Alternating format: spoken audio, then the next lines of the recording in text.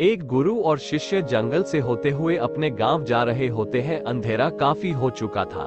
शिष्य ने अपने गुरु से कहा कि गुरु की काफी रात हो चुकी है, अगर आप कहें तो आज की रात यही आसपास के किसी गांव में गुजार ले। गुरु जी ने अपना सर हिलाया और वो आसपास के गांव में एक छोटे से घर के पास जाकर रुके।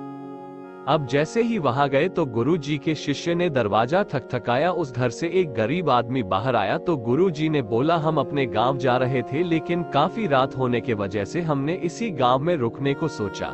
क्या हम आज रात आपके यहाँ रुक सकते हैं?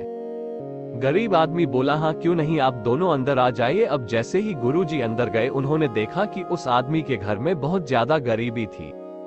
गुरु जी ने उससे पूछा कि आप काम क्या करते हो? वह गरीब आदमी बोला कि मेरे पास बहुत सारी जमीन है। तो गुरु जी ने बोला, अगर तुम्हारे पास बहुत सारी जमीन है तो इस तरह से क्यों रह रहे हो? वह आदमी बोला, ये किसी काम की नहीं है।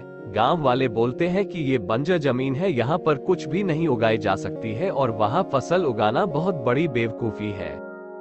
गुरु जी ने बोला कि तुम्हारा गुजारा कैसे होता है? उसने बोला कि मेरे पास एक भैंस है जिससे मेरा पूरा घर चलता है। ये सुनने के बाद गुरु जी सो जाते हैं और रात में जब सब लोग सो रहे होते हैं तब गुरु जी अपने शिष्य को उठाते हैं और उस गरीब आदमी की भैंस लेकर अपने गांव चले जाते हैं।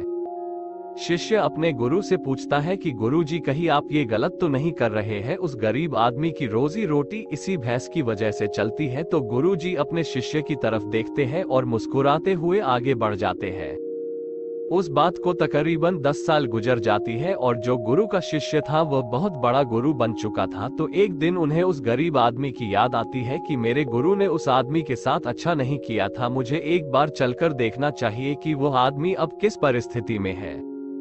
वो शिष्य उस गांव की तरफ जाता है और वहां जैसे ही पहुंचता है तो वह देखता है कि जहां पर उस गरीब आदमी का झोपड़ा था वहां पर एक बड़ा ही आलीशान महल बन चुका था और उस झोपड़ी के बाहर जो बंजर जमीन थी उस पर फल और फूलों के बगीचे थे। तभी उधर से उस घर का मालिक आता है। शिष्य उसे पहचान लेता है और उस आदमी को बोलता है, तुमने मुझे पहचाना? मैं अपने गुरु जी के साथ आया था, हमने एक रात के लिए आपके यहाँ रुके भी थे। वह आदमी उसे पहचान लेता है और बोलता है कि उस रात में आप कहाँ चले गए थे? और उस रात के बाद ही मेरी भैंस कहीं चली गई थी, मेरे पास कोई रास्ता नहीं था, तो मैंने अपने जमीन पर मेहनत की और फसल निकल आई और आज मैं इस गांव का सबसे बड़ा और सबसे अमीर आदमी बन चुका हूँ। ये सुनने के बाद शिष्य के आंखों में अपने गुरु जी के लिए आंसू आ गए और उसे ये बात अब समझ आई और वो रोने लगा।